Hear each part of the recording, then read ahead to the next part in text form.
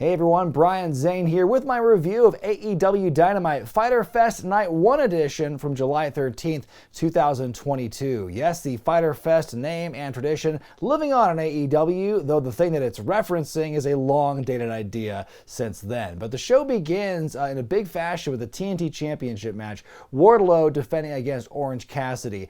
I'm not sure why this match is happening because they're clear, both of them are big baby faces, both of them have momentum. Why would you risk shunting the loser's momentum by having a match like this, unless you're going to have some schmoz finish, which we end up not having, but it was just kind of confusing to me. I think either guy who would have been better off wrestling a different opponent this week, and I think it would have been better for both of them. I do like the picture-in-picture pre-match promo we get because the best friends are accompanying Orange to the ring, and they both say, well, he's too big and strong for you, Orange, so our strategy is to cheat a lot, and Orange says he just doesn't really care. This match has a lot of comedy stuff to start things off here. First off, you got Wardlow ripping the pockets out of Orange's, well, his pockets. Wardlow responds by putting the straps up on Wardlow's singlet.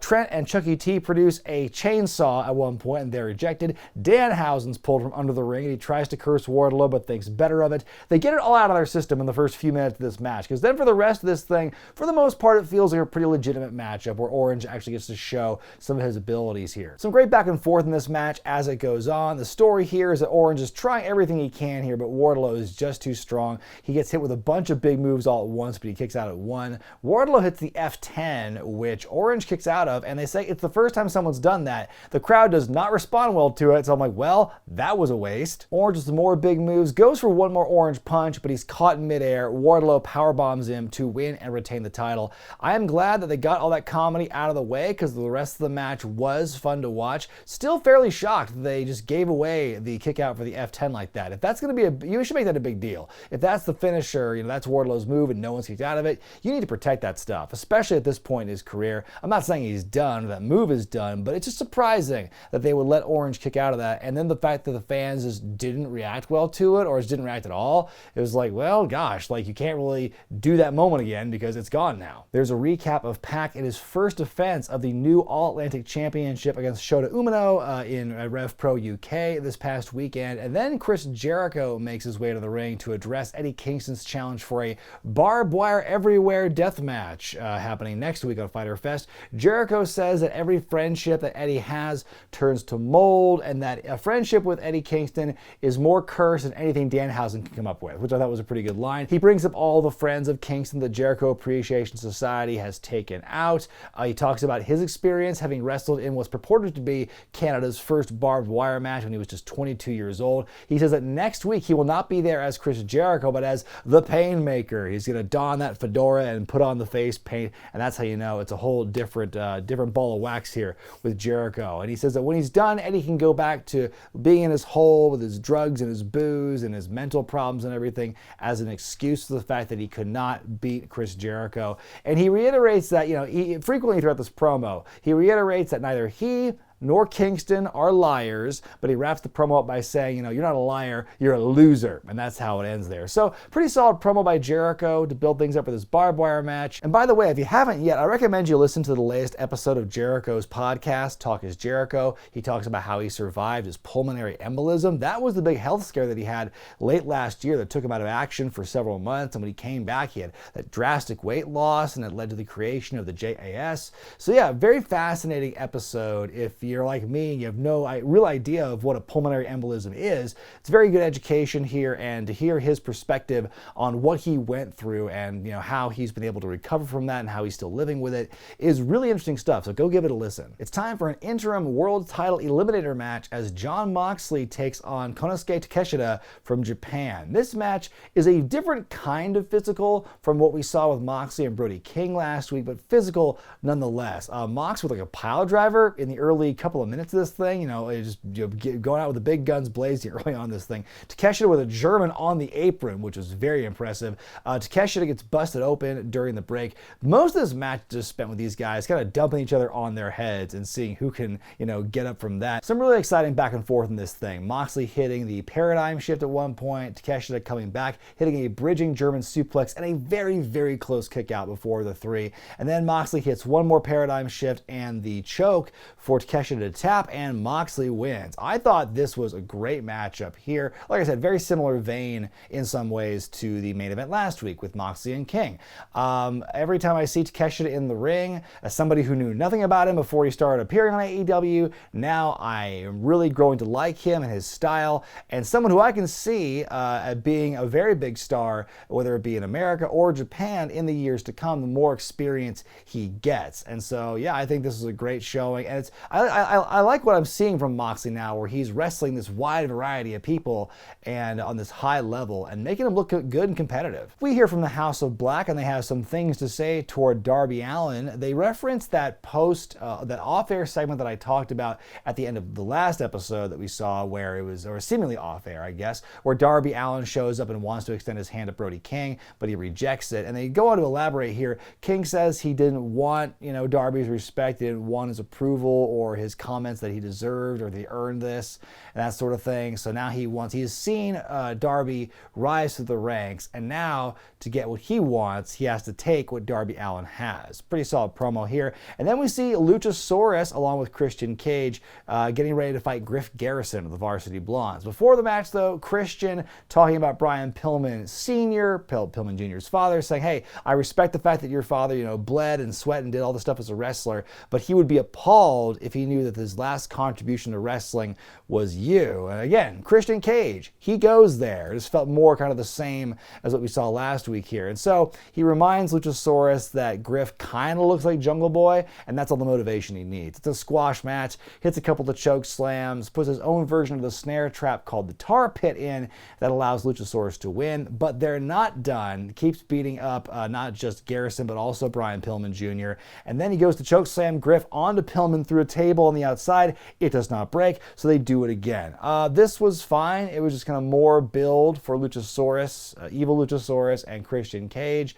Feels very much like last week, though. A couple of backstage promos from Tony Schiavone here. First, he interviews the members of the JAS, Garcia, Menard, and Parker, and they're upset. Well, Menard and Parker are definitely upset about being in the shark cage during the barbed wire match next week, and they want answers. Parker flips out his knife comb at Schiavone, and I love Menard saying, relax, just a comb. And then they walk off, and Garcia, though, pivots toward Wheeler Yuta and talks about his match for the pure title of Death Before Dishonor, saying, hey, you've been doing a great Daniel Garcia cosplay since you've been here, but now since you've stolen my identity, I'm going to take your pure championship. Then after the break, Schiavone is backstage with Hangman Page wearing a bright tie-dye shirt and like a hair wrap thing. It was a different look than what we're used to with Page here. He isn't going to talk very much about the Royal Rampage, which Schiavone asked him about here, before he's interrupted by Alex Reynolds, I should say, and John Silver of the Dark Order. They are mad at House of Black for, what they did during that matchup, and so they're hopping mad and they want to match with them at Rampage, and Hangman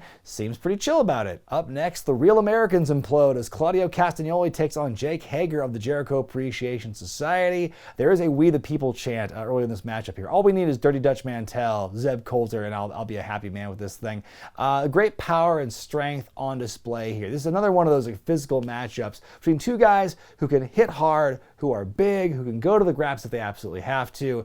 Claudio with a big, springboard European uppercut, one on the outside. Claudio hits the giant swing, goes for the Scorpion Deathlock, but then out come Matt Menard and Angelo Parker. They try to distract him a couple of times here, but Hager cannot capitalize. Claudio's able to hit the Ricola Bomb to win the match clean as a whistle here. I liked this match. It wasn't the best of the night, but I liked the fact they had a history. They talked about it on commentary, and just me as someone who saw them teaming up when they had that run, it was cool to see it kind of come full circle here. A basic story told in the ring, but it was done well. There's a backstage interview with Hook. He's asked about his unbeaten streak and if a title match is in his future. He just smirks and shakes his head and walks away, and that's that. And then we get a recap of Thunder Rosa in Japan this past week, losing an eliminator match to Mio Yamashita. I hope I got that name right. And so that means that she is entitled to a future championship match. We go to Schiavone interviewing Thunderstorm, and Thunder Rosa mentions, hey, Yamashita is going to be in the States soon. We're going to have that title match. But hey, Thunderstorm, we're still pretty rad. But then they're interrupted by Britt Baker and Jamie Hayter. And Britt is back. She says she's been gone too long. The division needs her and her magic and whatnot. And so she says that the division's a natural disaster without her. Get it? Because you're Thunderstorm. And then she gives Thunder Rosa the gift of a sandbag, a literal bag of sand that Shivani has to hold. It's a reference to, you know, the story that was told about Thunder's match with Marina Shafir a couple of weeks ago. It's kind of like pouring salt on the wound there. And that's where that segment ends. So Britt is back. Will she be challenging Thunder for the championship soon?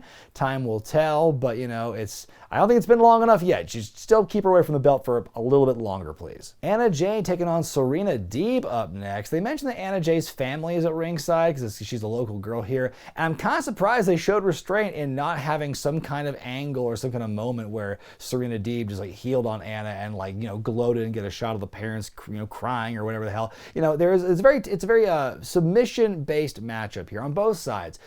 Jay trying the Queen Slayer early on, but Deeb drops through the guillotine over the top rope. A lot of uncharacteristic hot dogging by Serena, especially during the break. She's kind of mocking Anna, doing the Dark Order hand gesture and everything. Very interesting submissions. There's one where like Serena's kind of squatting on Anna Jay and like pulling her arms back and stuff. The Queen Slayer is locked in, but Deeb is able to fight out of it. She gets the Serenity locked in, and Anna taps out. Match is over, but she still holds on to that hold. The ROH Women's Champion Mercedes Martinez comes down to make the save, and that's just building more for her match with Serena at Death Before Dishonor. Thought it was a fine match. There was a couple clunky moments near the end, especially during Anna Jay's comeback, but I think that they handled it pretty well. Serena can wrestle a match with a literal sandbag and get a good match out of him. So I think it was, again, good showing for both of them here, and primarily helping build the title match at Death Before Dishonor with Deeb and Martinez. Shivani's backstage with Jade Cargill, Stokely Hathaway, and the baddies. And once again, Jade and Kiera Hogan are wondering what Layla Gray is doing around here. They don't want her there as an interim baddie, but Stokely steps in and insists that, you know, Stokely is for the baddies, much in the same way the Wu-Tang Clan is for the children. So I guess you just have to listen to him and trust the process, so to speak. So this tension here that they're building for the last couple of weeks, I mean, hopefully this will lead to something. And will there be a twist of some kind? Who really knows? But it's going to, this process of kind of ingratiating Layla into the baddies circle, will we get a payoff? Will they accept her? I guess we'll have to see some stuff in the ring to actually see how this plays out. They run down the Death Before Dishonor card for next Saturday. Then Jay Lethal interrupts the announcers and yells into the headset, reminding everyone he is the longest reigning ROH TV champ and he will beat Samoa Joe at the pay-per-view. And then we see backstage Anna Jay getting checked on after her match with Serena Deeb. She doesn't get any time to talk though before Ty Conti shows up. It kind of mocks her for the loss, and Anna, you know, criticizes her for slamming the car door in Ruby Soho's hand last week. And Ty responds with, well, if you did something like that, maybe you'd be on TV more. And she warns Anna she needs to make better career choices. I don't know, Ty, since you turned heel and joined up with Sammy Guevara, like, when's the last time you wrestled on TV? In your main event, a triple or nothing match, triple threat match, for the AEW tag titles as the Young Bucks defend against Powerhouse Hobbs and Ricky Starks, and Swerve Strickland and Keith Lee swerve in our glory. Early on, Nick Jackson and Swerve do some flip fighting on the outside, which I appreciated. A moment where Nick and Ricky walk the top rope toward each other and they both get crotched. Keith Lee throwing his weight around all match. It's kind of what he does best throughout this whole thing. He does like a double belly to belly on some guys at one point, throwing Starks into both of the Bucks, catching Matt Jackson, powerbombing him into Nick. He's all over the place here. We get this Haas face-off with he and Powerhouse Hobbs, and that's really impressive to see. Hobbs, the dang old frog splash off the top rope, which I never thought I'd see him do. The Bucks try the super kick party on Keith. He starts to like no-sell it, but then adding Starks to the mix makes him go down, and then they both super kick Ricky Starks. The referee is smooshed in the corner, and he's taken out. The Bucks grab one of the tag title belts. Ricky Starks takes it out of Matt Jackson's hands. Swerve takes it out of Ricky Starks' hands. Swerve looks like he's about to hit Lee with the belt. He's indicating that he wants to do it, but it doesn't go anywhere. Hobbs ends up hitting 4 people in a row with the spine buster. First off is Keith Lee, which is impressive. Then he spine busters the rest of the guys onto Lee. Swerve's able to do his moonsault off of Keith Lee's chest. Got Keith Lee doing a big ass plancha to the outside. Swerve hitting the Swerve stomp onto Starks to win the match. So Swerve and Our Glory are the new AEW Tag Team Champions. Unfortunately, they didn't have much time to really like show the adulation or the victory or anything before they kind of tossed to the tag out and the fade to black and everything. But that was a real surprising outcome. First of all, great match. I love the athleticism here. And I think it was a pleasant surprise that Swerve and Lee won the belts, but on multiple levels. One, cool to see them win the belts. I'm curious to see where that storyline is going to go with them, because they've been building the tension, and now they're champions. Are they going to be kind of like a Cora Jade, Roxanne Perez situation in NXT where there's immediately a breakup? I don't know, but I am surprised because I think everyone kind of thought that the Bucks would hold on to those belts for a while, leading up to like an inevitable third confrontation with FTR for all the belts or something. We might still get that. This might be a short reign before All Out, and we might still get that Bucks FTR matchup. I'm just kind of surprised that we had this little deviation here. So yeah, again, cool way to go for Keith Lee and Swerve Strickland to win the belts. And yeah, again, we'll see where it goes, but that main event was a really strong way to end the show. My grade for this week's Dynamite Fyter Fest Night 1 edition is a B-. This is a pretty good episode of the show, I think. Not perfect, but there was, 3 big matches that held the show together, I think. There was the opener for the TNT Championship, Moxley and Takeshita, and then the tag title triple threat. I still question the logic of Wardlow Cassidy happening at all. Again, I think you could have found something for either of those guys to do that would have been a better use of their time and their strengths. Still a good match, just don't understand why we had to have a face versus face match in that position there. And I'm going to keep saying this, the nature of those backstage promos, sometimes it happens and I don't notice it. It's not really grating. This week it was for me, I feel. And again, I feel they're kind of like beating a dead horse with Christian Cage and the way he's going about stuff. I don't want it to get old. I know Christian as a heel can be very good. I've seen him doing stuff for heel work in WWF and then in like TNA. Like, he can do it. It's just something that's like, I want to see something different besides what he's doing specifically. I know he's going to be in a match next week, so he'll get to wrestle instead of just talk. And besides that, I think it was, there was some good stuff about this, but except for that tag title main event, nothing really blew me away. But what did you think about Fyter Fest Night 1, folks? Let me know in the comment section below. I am certainly excited for next week's showing on Wednesday, especially that barbed wire everywhere matchup with Kingston and Jericho with the shark cage element as well, not to mention the other matches that have been announced. But until then, folks, I'm Brian Zane, and I'll see you next time.